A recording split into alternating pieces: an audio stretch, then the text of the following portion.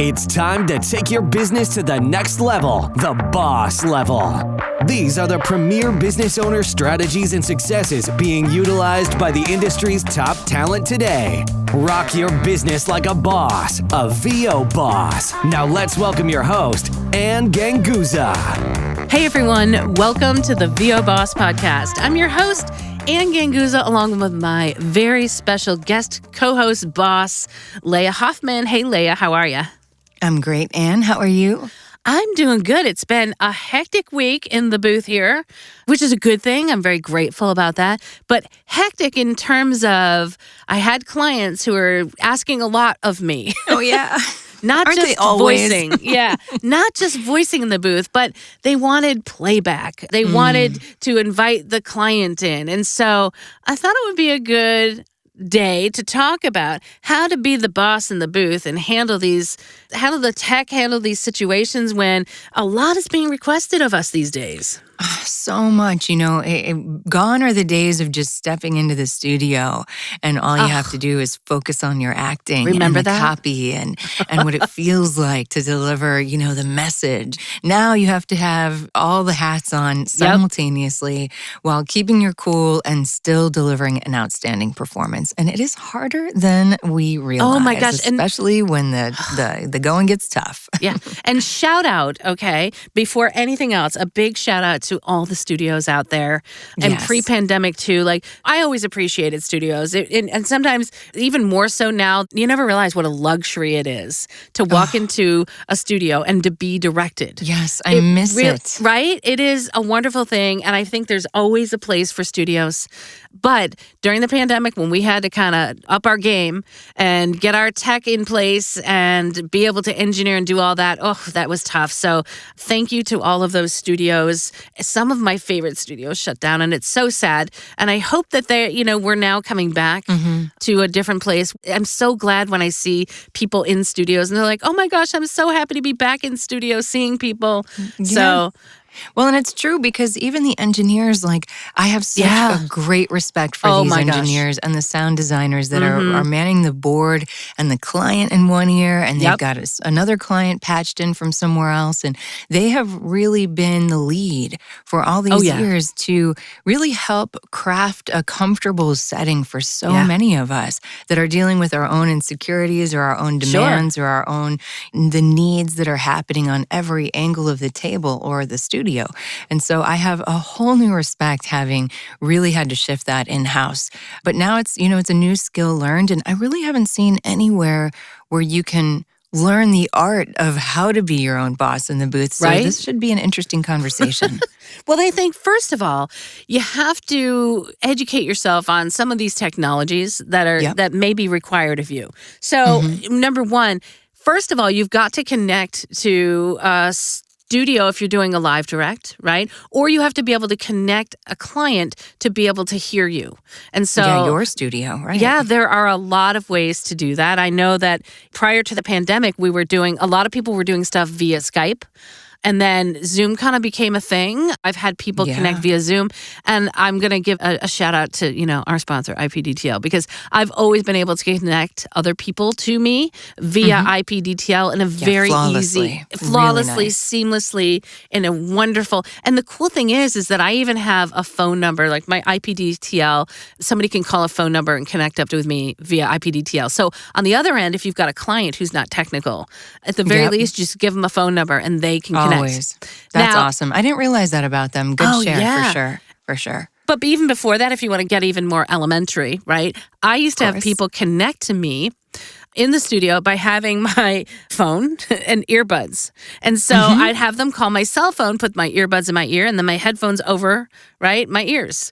And they would be in my ear. And it was like, before you had to do there was people that would talk about having complicated phone patch into your studio. And then thank goodness for cell phones with earbuds. Right. And we still call it phone patch, but it's like, we've upped the tech a little bit, right? Yep. It's not necessarily the phone, but yeah, you're right. There's so many clients and partners out there that need to pass it on to somebody that isn't used to this program, is used to just going into a studio and letting somebody somebody else handle it. So you got to make it easy for them with something as simple as a phone number or a Zoom link or something that they're used to. You got to meet them where they are. Yeah. I think that's your client, non-technical person that needs to be able to hear what you're doing with their copy is a phone patch, the cell phone number, the Zoom connection, Skype connection. And that's just something that you want to make sure that as a talent, when they are connected, they are either muted when you are obviously voicing the copy, or, you are muting them so that you're not getting the feedback, or even if they're in your ear, you don't want that to bleed through. So make sure that you have a good mute system, or you know how to mute clients when you are speaking the copy. And that, I would say, the very elemental client connect to us in our studio. Those are some viable methods. Now, what about connecting to studios? We have a couple of different options here. Yeah, we do. And I even want to go back a step if that's all right with you, Anne, because I found that more and more of my clients who are used to going into a studio may not be used to connecting now virtually with a studio. And so they're just coming straight to me as the voice talent saying, like, how do we get this done? And so I offer a few solutions, right? I say, I have multiple connectivity options. You can connect with me via the digital methods, which would be Skype, Google Hangouts, Zoom. Funny story as a side, I offered just Zoom and Skype to a client that works with Google. And so they were like, wow. No, we do Google Hangouts. And I was like, oh, yep, of course. Yep, so got to offer that. that's now, don't want to offend Google. So of course that's in the mix. Or phone patch, I say if you've got a conference line. Sure. But right from the jump, I say, or I would prefer to connect with a studio of your choice, or I can recommend one for Source Connect or IPDTL. Or anything like that makes it easy on them. So I first put it in their court when approached with it, because I do find that so many times they're like, how do we do this? At least that was the case in the very beginning. I want to add to that list, in addition to your visual hangouts, if they just need an audio hangout, there's also Bidalgo Call. There's also, that they can just connect up audibly. And by the way, I had some international clients that Zoom did not work. And so they had to use Skype. And that was the only thing that would work. Really depends on certain protocols, I know, of security. And so one was Skype. Another person could only connect via Zoom. The other, if it's audio only, it could be Bidalgo Call. There's also Open Connection. I'm trying to think what else is. I think now, I'm just trying to think, there is a new capability of maybe it's Mac iOS that you can connect an audio call. I'm gonna go crazy trying to think of it. But anyways, there are those other options where if you just need an audio connection where they listen in, you can offer that where they don't have to dial a number, but they can join in via computer. And there's audio options for any of these. For sure there is. Yeah, so obviously if you don't have to have video, which I recommend, to be honest with you, I don't know if I really want people that in my booth when I'm performing. You don't have to look at me. I agree with you. I agree with you. In fact, I want to touch on that a little bit because in addition to that, I hear Zoom and I'm like, oh my gosh, I got to look presentable. Do my hair. But a couple of key points there for me have been, I'll ask them what their preferred connectivity, but I'll asterisk with if you find that playback during our session is going to be essential for decision making with your client. Some clients are just like, no, just send me. I just want to listen in, and they're very low hassle. I don't know. Yeah. They're easy to deal with. And so you've worked with them in the past. It's no big deal. They just want to listen in. Sometimes they've got a lot of people on the line, a lot of personalities, and they definitely want playback. And I said, well, hey, unless we're connecting to a studio, which can absolutely engineer that, the only way that my capabilities are going to allow playback are through Zoom. I haven't found any other playback capabilities, albeit I haven't looked very hard, but I, like you, have an Apollo. I use Adobe Audition, and I've found that the only thing I can do playback on is through Zoom, if they're not using Source Connect, of course. What are your options? Have you found any? So that's really interesting because I have an Apollo and I use Twisted Wave. So my Apollo acts as a virtual audio output device because I can play it within Twisted Wave and they'll be able to hear it, which is something I didn't have until I got the Apollo. Other interfaces, they did not act as that. There's some softwares that you can load on your computer that can act as a virtual audio output device, like Soundflower is one of them. The other thing too, if I need to playback for a client or a studio, I use IPDTL, which allows me to play it back. But it's always like, oh, can we get playback? And I'm like, all right, but it's the raw audio. I haven't edited anything out. Cleaned it yet. But that's my paranoid non-engineer, going, oh my God, all right, I can play it back, but you're going to hear that mouth click or something. And those curveballs can really throw you off your performance game. Yeah. So it's important to know all these avenues. And I'm so glad you pointed out those playback options. It might just be my lack of knowledge or education IPDTL on the matter. So I'm going to look that awesome. in. But of course, so I'm going to offer that. They're my partner now too. But if I had my choice, if I am on the line with a studio and I'm connected via IPDTL, Source connection open, and I think there's another high quality audio connection option out there right now. Forgive me that I can't think of it right now, but IPDTL and Source Connect are the two big ones. Session Link. I think I've done Session Link before. Yep, that's it. That's the one I was thinking of. So those are options when you want to connect up to a studio. And when that happens, I love it because the studio engineer can typically do the playback. Yeah. Same. I'm like, yes, I can finally just focus on me and being an making actor. Yes. I wish buyers knew what a better performance they probably get and a smoother transition they get when you're dealing with a studio and an engineer. It really does take the pressure off. So let's talk about what happens when it doesn't go so well. Yeah. Well, number one, I'm going to say this just from experience and just from a tech girl experience as well, not just voiceover, but being a tech head for 20 years. Always have a backup plan because things can fail. Connections can fail. I've been noticing recently there's been some conversations about one of the providers not working so well. I've had my days where, things just happen. Like IPDTL is slow or weird or something doesn't connect or Source Connect, right? It's just not working the way. Maybe Source Connect Now. Oh, that's the other one, by the way, that can do playback, probably Source Connect Now. So those things, what do you do if one thing doesn't work? You always have to have your backup in the heat of the moment when the client is there and you don't know when you can reschedule that session. You certainly don't want your interface failing. You don't want your internet network to fail. So if you can have backup points all along the way, meaning what if your microphone, I don't know, all of a sudden your microphone dies, right? Do you have another microphone? Can you swap it out quickly? Do you have another audio interface? Do you have another internet network, like a backup internet connection? Those are things that I think as a professional, you need to have those in place so that during an important session, usually when it's a live directed session, I'm going to say it's probably a pretty important, not that our self-directed sessions aren't important, but when it's a live directed session, there's that added pressure. You've got the client usually on the line or the studio on the line that you're trying to make a good impression. Like, hey, I got this. And you certainly don't want to seem any less than professional or prepared when something bad might happen. So that's my first advice. I can't agree with you more. And let me just share from experience. Yes. First of all, it happens to all of us. And we're all human. So just admitting calmly and in control to whoever may be affected. Calmly is the key you're word having there. an issue. Exactly.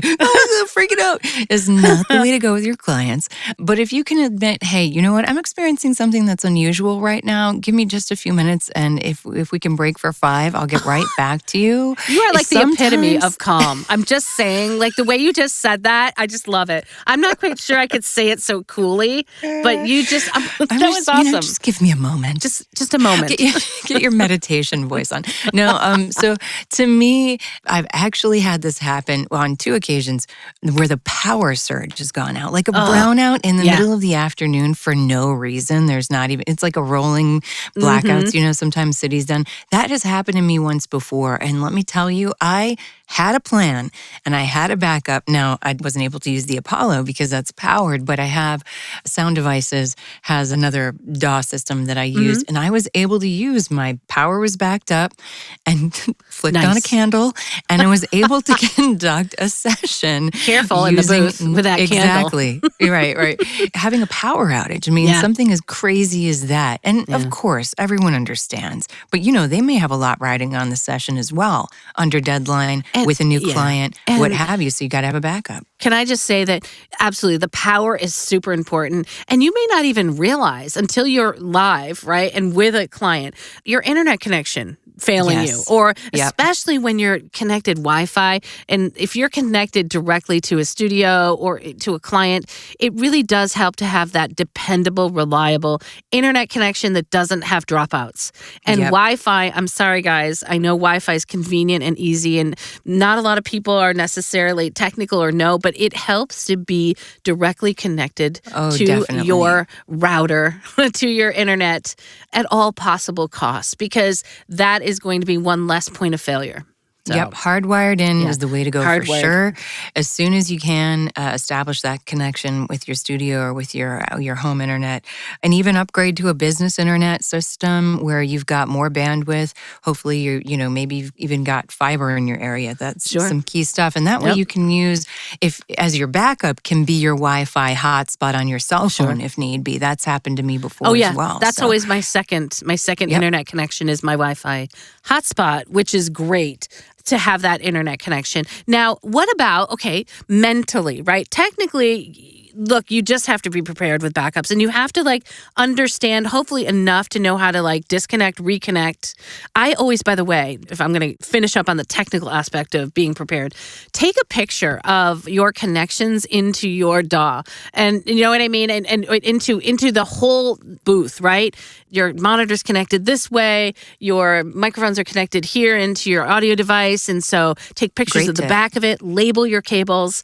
Label my cables. That's absolutely key. Label the cable should be like a hashtag. Cables. I love it. and also, computer backup too doesn't hurt. Yep. So always have that second, and I use my travel rig as my backup, right? Mm-hmm. So I have a laptop, and I've got a different interface, and I've got another microphone at the ready, pretty much, so that I can go there. But if you don't, make sure that you're taking pictures of how things are connected, because even me being a technical person, in the heat of the moment, you want to make sure that you can react quickly. So now mentally, I had an experience where I had a live directed session with a very large client, one of the clients a dream client that I've always wanted to be connected to.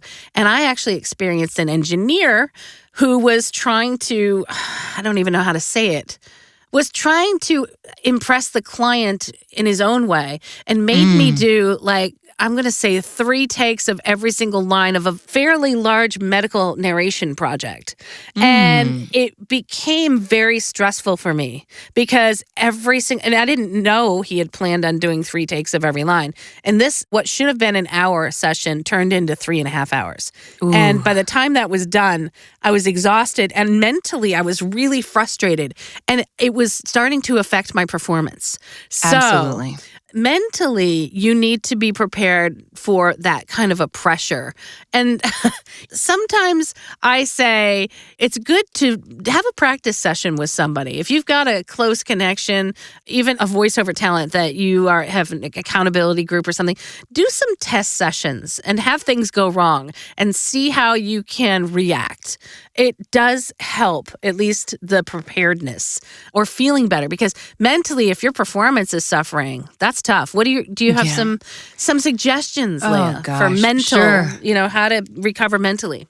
Yeah, for sure. And again, that happens to everybody also, right? Yeah. Even the pros of the pros, the top people. Yep. There's always sometimes just somebody in the group that's either trying to establish themselves because they're posturing for whatever reason is going on for them. Maybe they haven't had the best day, or they're trying to prove themselves in a room. And you know what? You just have to remember you're the hired gun. You're the hired, you're just there to listen and just take orders and leave your ego at the door. And just try to serve them and the copy and the client to the best of your ability. But I have been in that situation several times before. And it really doesn't come down to, if you can remember, it really is not about your performance. Sometimes it's easy to recognize these people sometimes in a session. first, sometimes even taking a step back, there's a lot of people coming at you. And so when I'm in a self-directed session, or not a self-directed, but when I'm engineering the session myself and I'm not connected to a studio, and if I am, sometimes there's a lot of cooks in the kitchen. And there's a lot of people coming at you with all different opinions. Sure. And sometimes I'll listen to them all. If it calms down, maybe it's bubbling up for a minute or two. If it calms down, I'm able to get the focus again. I usually come back and say, okay, so-and-so. So tell me, this is how I thought I heard that. This is my translation of that. But to keep it super clear moving forward, do you think I can get that direction from just one person? And sometimes it's a reframe, and that sets a neutral tone for all the personalities that are on the phone, right? And so, because that can mess with you mentally as well. Oh, yeah. And so I think establishing that and re-getting control of the session, that can help when all those personalities are chiming in, or they're asking for multiple retakes, and you're like, well, but I'm doing it, You start to second guess yourself. That's the thing. That's I'm glad you brought that up, because it's so important when they're asking for a different take. And sometimes the people that are asking for it, they don't know how to ask for it. Yep. They don't know the language to use, They don't know the right? language. Hey, sometimes even people that do know the language don't know how to ask for that. And so you have to be very aware that this is something that will happen to you. And at one point, if they're asking you for so many retakes, then your confidence level starts to really fluctuate. And I in my head, I'm like, oh my God, did I not give them what they want? What, I just gave them that. How did that not work? Really? And so that sort of conversation that you have in your head that can really start to affect your performance. My go-to is breathing.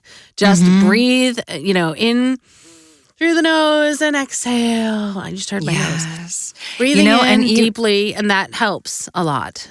Even on top of that, shaking, sometimes it's okay to say, hey, you know what? I need a minute. I needed just a moment. Can I take a break for just a few minutes? Let me shake it off real quick and come right back to you with a fresh set of ears on my own, in my own headphones. And maybe that will help, because I want to make sure that you're getting exactly what you want out of this session. Exactly. And as long as you continue to put it back on them, but are humble and human enough to say, you know what? I just need a moment. Let me get some water, step out for just a second, and I'll be right back with you. Yeah. And sometimes that's enough to break up even them in their own headspace. Maybe they didn't even realize. That's a good way to send a signal, you're overdoing it, and the talent needs to regroup. And that's a very professional thing to do, and it's totally acceptable. And sometimes they'll either say too much or they won't say anything, and you'll be like, oh, okay. Or you'll do a number of retakes, and then they'll be like, okay. And then you'll be like, oh my God, I didn't give them what they need. That's it. I'm done. They're never hiring me again. That's the other kind of self-deprecating language that might happen in your head is oh, okay, they didn't react. And so what are they thinking? And so that can make it a little bit scary in your head. So just, for me, I love how, let's take a moment. That always helps me, and the breathing, and understand that sometimes you may be giving them exactly what they need and they're just not responding.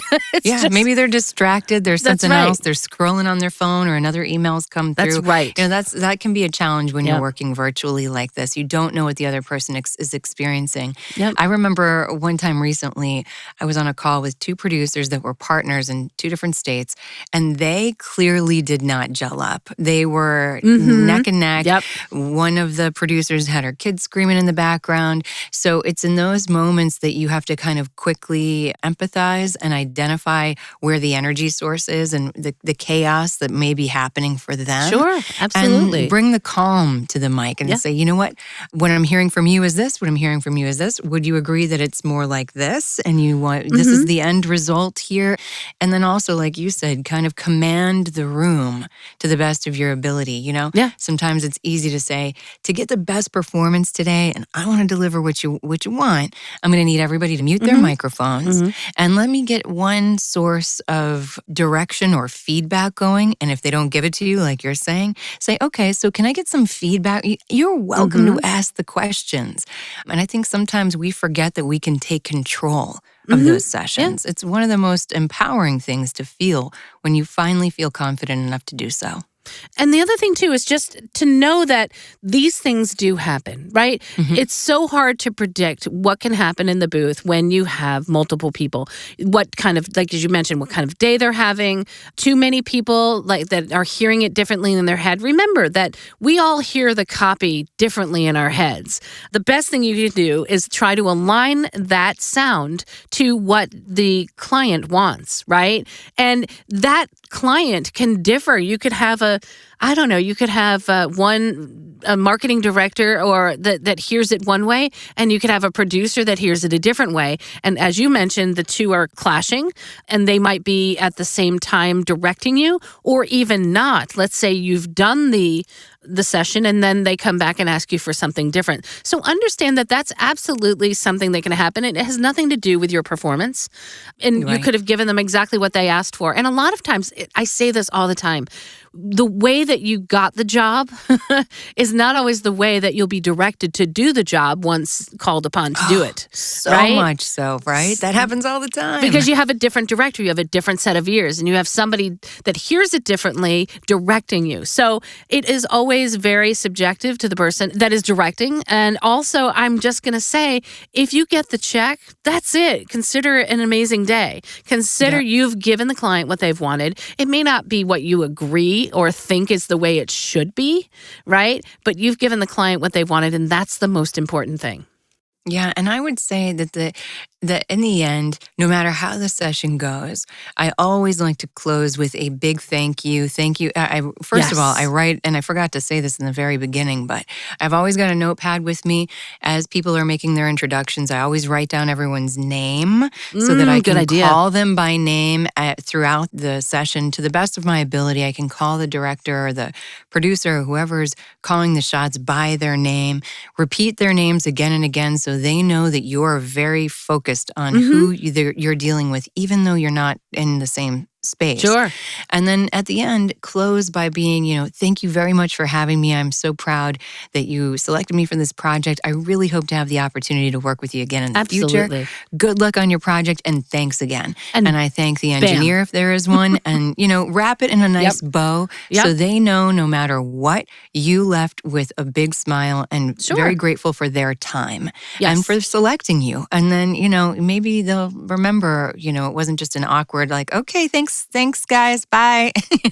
Yeah, end it professionally, gracefully. And, again, it's one of those things, then don't stay too long either at the very end. No, don't expect, there should be nothing except thank you. It was a pleasure working with you and good luck with the project. They do not owe you anything else. They don't owe you praise. They don't owe you, hey, we'll contact you for the next job. They owe you nothing because that is a job. And ultimately, if you've done it to their satisfaction, you'll get paid for it.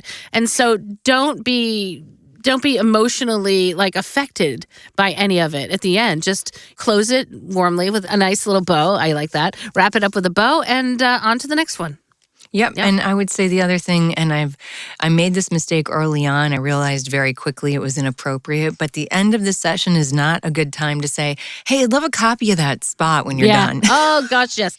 Yes, exactly. Unless you really know the person. Point. Yep. Or it's just you one-on-one. I'd love to see what you come up with, when this thing is done. Yep. If it's not that easy and comfortable, that is not the time to be asking for anything. Just bow out gracefully. I totally agree with you right there. Totally. That makes you look a little bit, I don't know, desperate, maybe. Hungry. A little hungry. And I would say it's a good opportunity for you maybe a month or two down the road when you know the spot's been released to maybe reconnect and then say, hey, thanks so much. I just want to say it was a wonderful opportunity. And by the way, if at that point, if you wouldn't mind, is there a way that I might be able to see the finished product? I love it when engineers and producers send me that's the best when they send it to me when it's done. And I'm like, oh my God, too few people do that. Yeah, I wish they knew how valuable that was, that currency is, I have a couple of really awesome producers that I work with that they'll just send me the spot, I don't have to ask for it. They send me the spot when it's done. And I'm like, oh, this is so awesome. So that gives you that permission to share it. And it's just a good thing to see your finished product. But yes, and I'd like to mention too that part of that follow-up process, only when appropriate, but it helps to write down those names because a few weeks later or even a few days later, in some instances, you got to feel it out and trust your gut. If it was appropriate for you to make contact, meaning your agent didn't book that for you and there's not a middleman or anything like that, having their name or their studio affiliation, it'll at least allow you to find them or follow their studio on Instagram. Sometimes we are given the name of the studio or the production company that's working with it or the agency that's creating the piece, not necessarily the client. Great time to make a follow-up connection, be it LinkedIn, Instagram, YouTube, and follow their work, continue to champion them and cheer them on. Yes. Or just drop them a line on LinkedIn and say, hey, I had a great session with you last week. Just wanted to say hello and take care of yourself. Hope all is well. I look forward to keeping an eye on your creative output, in the months to come or something like that. It's a great way to follow that up too. Excellent point about if you get this work through an agent, and I just want to reiterate this, if you get work through your agent, I strongly recommend reconnecting with your agent first before,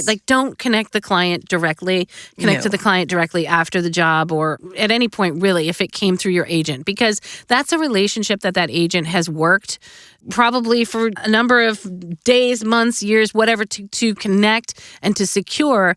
And you don't want to just kind of go in between that. So handle that professionally. Always go through your agent if the agent is the one that set that up for if you have any questions or if you want to connect or say, do you think it would be okay if I sent them a thank you or ask for a copy of it? So excellent point. Wow, it was a great discussion today, Laya. Yeah, love these bosses in the booth. I know they're going to, our listeners are going to be able to take control of those situations because all of them can crop up. But in this day, these modern times, you really need to wear multiple hats in the booth. Right. And that comes down to client relations, to engineering, to tech, to being your actor, your best performance self, all those things with eloquence and grace, and then you'll win. You'll be the boss in the booth. Modern bosses in the booth. All right. I'm going to give a great big shout out to my modern connectivity.